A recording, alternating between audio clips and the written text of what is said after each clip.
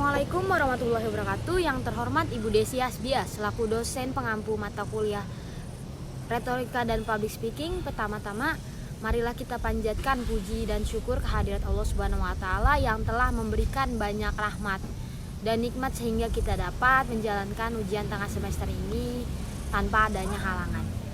Yang kedua, izinkan saya memperkenalkan diri.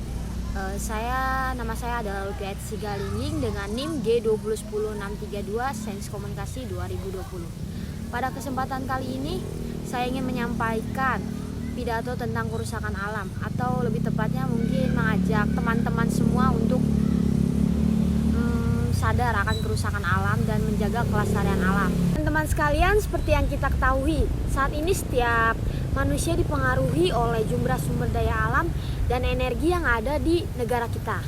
Sebagian besar sektor industri di Indonesia memanfaatkan sumber daya alam dan energi untuk menjalankan produksinya. Sudah kita tahu bahwa di era sekarang ini sudah tidak bisa lagi disanggah bahwa segala aktivitas yang dilakukan masyarakat modern sangat ketergantungan kepada ketersediaan energi. Hampir di semua sektor kegiatan energi menjadi kebutuhan pokok yang tidak bisa ditawar-tawar lagi. Oleh karena itu, kemajuan suatu negara akan sangat terikat dengan kecukupan ketersediaan energi di negara tersebut. Amerika, Jepang, dan negara-negara Eropa lainnya, bahkan Korea, ketersediaan energi di negara-negara tersebut sangat memadai untuk melakukan kegiatan di berbagai bidang yang bisa diandalkan untuk pembangunan bangsa dan negaranya. Namun, dalam pengadaan energi tentu saja harus memperhatikan faktor kelestarian lingkungan hidup, karena lingkungan merupakan tempat makhluk hidup untuk bernaung, tidak kalah penting dari kebutuhan-kebutuhan hidup lainnya. Merusak lingkungan hidup sama saja seperti mencelakakan diri sendiri, karena lingkungan hidup merupakan suatu negara yang akan berkaitan dengan lainnya karena kita tinggal di bumi yang sama. Sebab itu pula setiap negara sangat berkewajiban untuk bersungguh-sungguh memperhatikan dan mencegah hal-hal yang bisa menjadi penyebab kerusakan lingkungan hidup. Dampak kerusakan lingkungan hidup seperti pemanasan global saat ini sudah mulai dirasakan di berbagai belahan bumi, seperti terjadinya peningkatan suhu udara, permukaan air laut naik yang bisa menenggelamkan pulau-pulau kecil, dan daratan di sekitar pantai terjadinya perubahan iklim yang kini sudah terjadi di beberapa tempat termasuk di negeri ini. Kesemua itu karena lingkungan tempat manusia dan makhluk hidup sudah tercemar. Bahkan menurut sumber-sumber yang bisa dipercaya, keganasan topan yang akhir-akhir ini suka melanda salah satu bagian di daratan Amerika diprediksi oleh para ahli sebagai efek dari pemanasan global. Ancaman lain yang tidak kalah bahayanya bagi kehidupan manusia ini adalah terjadinya hujan asam. Di Indonesia sendiri, memasuki tahun 2006 telah terjadi angin badai di beberapa perairan yang mengakibatkan banjir di daerah sekitar pantai hingga berhari-hari. Akibatnya para nelayan tidak bisa turun ke laut untuk mencari ikan, sehingga mereka mengalami masa-masa pacekik. Belum lagi lebatnya curah hujan mengakibatkan banjir dan tanah longsor di beberapa daerah. Kejadian-kejadian ini tentu masih punya keterkaitan dengan pemanasan global akibat kerusakan lingkungan.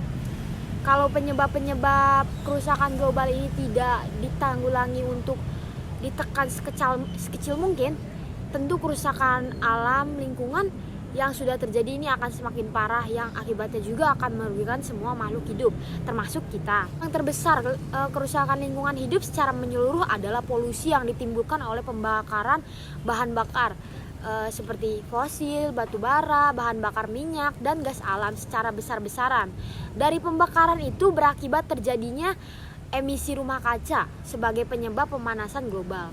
Masalah lingkungan hidup memang bukan persoalan salah satu negara saja, tetapi sudah menjadi tanggung jawab seluruh bangsa dan negara. Di samping itu pun, gas alam juga menimbulkan metan selama proses penyediaannya, yang kesemua itu dapat mengakibatkan kerusakan lingkungan.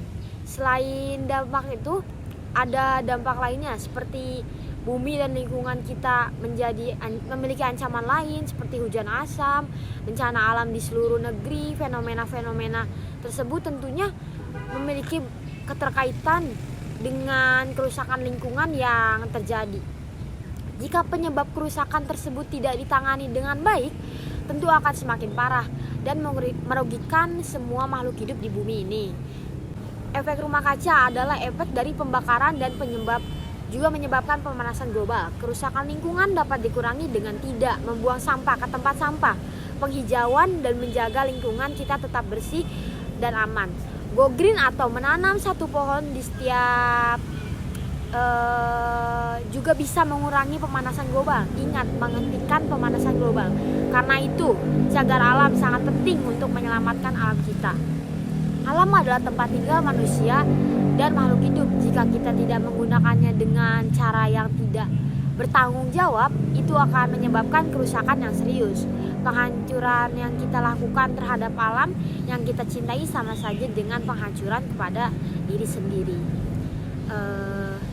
Kenapa saya bilang seperti itu? Karena suatu negara terhubung dengan negara lainnya serta alam. Itu sebabnya setiap negara di bumi harus memiliki tanggung jawab untuk melindungi bumi dan mencegah dari kehancuran. Marilah kita sama-sama menjaga lingkungan dan menjaga kelestarian. Jangan sekali-sekali merusak dan mencemari lingkungan, karena lingkungan sekolah, baik lingkungan rumah, lingkungan sekolah, pokoknya lingkungan di sekeliling kita. Karena di sekeliling kita mungkin tersimpan banyak energi yang bisa dimanfaatkan oleh kita dalam berbagai aspek di kehidupan ini.